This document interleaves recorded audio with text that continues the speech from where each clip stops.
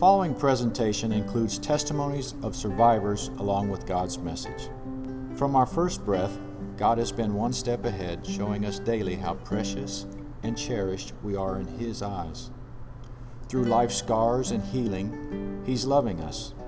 When loved and lost, God keeps holding on, helping us face each day with assurance of His protection and love. The testimonies that you are about to hear are true. They are being read by other people to protect the privacy of the survivors. Standing Strong Ministry would like to thank the survivors who were willing to share their stories. I was the victim of violent spousal abuse, but I kept telling myself that if I would just hang in there, we could make it work. We even went to 2 different therapists for counseling. They both said that my spouse had a borderline personality disorder. But you see, there was an even larger overlying problem to my nightmare. You see, I'm the victim, and I'm the man. This was not supposed to happen. Society says the wife is usually the victim. Society seems to indicate that the women are nearly always the victims of domestic violence, while the male husband is almost always the perpetrator. It all began on our honeymoon, showing no indication of being psychotic during our dating and courtship. My wife suddenly exploded when the little yacht I had rented for our honeymoon floated back into the dock. There were many people, sightseers and fishermen, out on the pier because it was a bright sunny day. My wife wanted to be a little revealing while we anchored the boat and tied its moorings. And when I said, honey, and I said it politely, I said, honey, there are a lot of people watching us, as we come back into port, and it would not be appropriate. Now, when we go back out into the ocean later and we want to get romantic, that's fine. There's no one around for miles. And if you want to get a tan or relax, I have absolutely nothing wrong with that, no problem with that. However, she became hysterical, screaming and hollering at me in front of all these tourists. This was the beginning of the end, in fact. I also quickly learned early on in our marriage that my wife was antisocial. Let me explain. I don't mean non-social. Non-social people stay at home because they're reluctant to interact with other people, especially strangers. My former wife was antisocial. She would go out of her way to make people uncomfortable. She would break the rules purposely because she was antisocial. For example, let me give you one example. One time we went to a high-class restaurant, and while we waited for our reserved table, there was an aviary in the courtyard, with birds, and a sign said, "Do not feed the birds." My wife begins feeding the birds. She felt rules never applied to her. She was antisocial. When I would call her on her selfishness, she would begin screaming in public, and she would turn on a dime.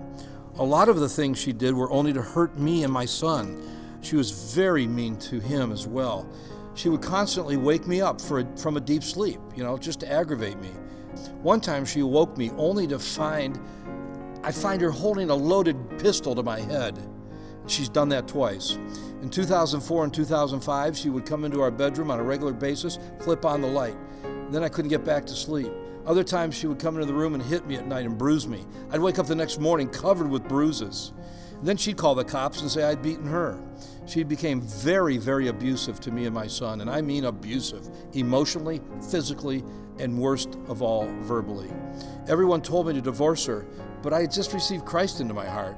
I grew up Catholic, but Jesus saved me, came to live in my heart, and now more than ever, I didn't want a divorce. I didn't believe in divorce, but I still felt scripturally I had no grounds for a divorce. So finally, for my son's sake, we divorced. Thank God today he is a God-blessed, Spirit-filled, highly successful foreign missionary. But I lost everything, and I mean everything. I had one kitchen chair to my name. I hired a bad attorney who performed so awfully, and I mean awfully. She admitted that she didn't do a good job and refunded my retainer after the divorce. The only thing that I had was that chair. When you're the victim of domestic violence, especially as the husband, you constantly blame yourself. What could I have done differently? And this occurs before and after the divorce. And then there's the shame component. You say, well, after every argument or spousal abuse incident, it's my fault. It's always my fault. One time my wife beat me very badly, faked some minor wounds to herself, and called the police. It was so obvious to the cops who showed up that she was completely lying, and they refused to arrest me. When she demanded them to, they almost arrested her. They apologized to me and left. I was verbally, emotionally, and sexually abused for several years.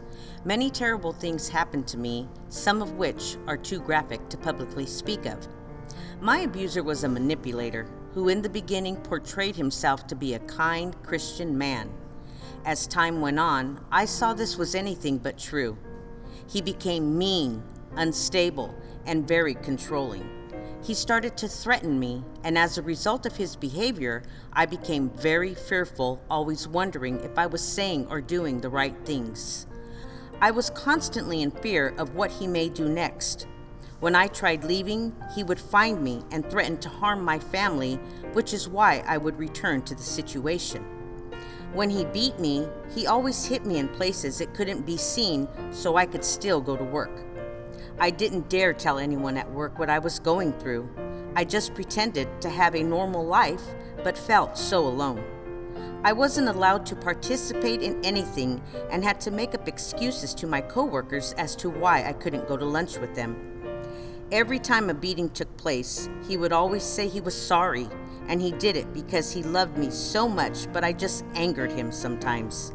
He told me no one understood him like I did, and he just couldn't live without me. I managed to get away on a couple of occasions, but he always found me. One time, I left to a friend's, and when he found me, he beat me all the way home. The other time I got away, I went to a place he didn't know and managed to stay away for 6 months. I went to the store one day, and when I walked out, he was standing there and grabbed me and threw me in his car. I opened the door and tried to get out of the car, but he took off, and I broke my foot. I did report the abuse to law enforcement. He was arrested, would go to jail, get out, go to anger management classes, and always find me. The last time he ever abused me, the judge gave him 2 years, and that was my time to finally get away. He was released and did come looking for me, but I told him I didn't care what he did to me or my family. In closing, I know that Satan's agenda was to harm me, but through God's mercy and grace, my hope was restored. Domestic abuse does not always consist of a man being abusive to a woman. In many cases, women can also be the abuser, which was my case. When I was married to my first wife, she'd often call my job or come by just to see if I was really at work. I asked her to please stop because my job had already warned me if she continued to show up at my job or keep calling, I was going to get fired. Due to this behavior, I lost several jobs. Before I knew the Lord as my Savior, I drank pretty heavily one night and passed out. I woke to find a big chunk of my flesh missing from a tattoo on my arm. She was not only physically abusive, but she was also mentally and emotionally abusive as well. She often used our kids as a punishment to me if I didn't do as she asked. She did eventually leave with my children, but after several months I got a call to come pick my children up. With the help of the Lord and my present wife, my children and I have been able to find healing and God's loving grace to move on with our lives.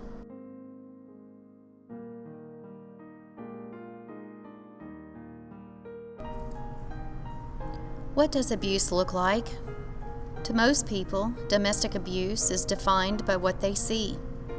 The black eyes, bloody lips, the bruises and scratches. To some, the evidence that is the most visible signs of danger. Abuse. It is still domestic abuse, even when they don't hit you, choke you, or slam your head into a wall. They degrade you, embarrass you, blame, scream, lie, cheat, stalk, and withhold your family from you, all to control you. A mind game. This is still domestic abuse.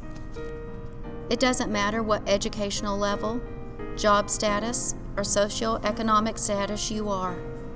Abuse hurts, whether by actions or words, physical or emotional or both. Abuse hurts, destroys, even kills.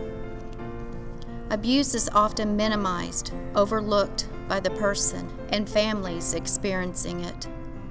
Please seek help for yourself, for your loved one, for your family. Stop the cycle of abuse. This building is not just a building of brick and mortar, not just a building with a steeple and cross showing that it's a church. It's not just God's house.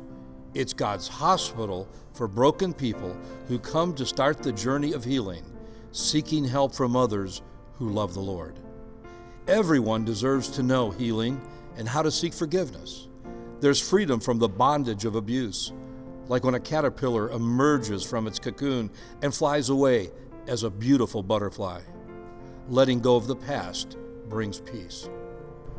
God commands us to intervene and help the oppressed, and there is nothing as oppressing as living with abuse. No abuse should be tolerated or overlooked.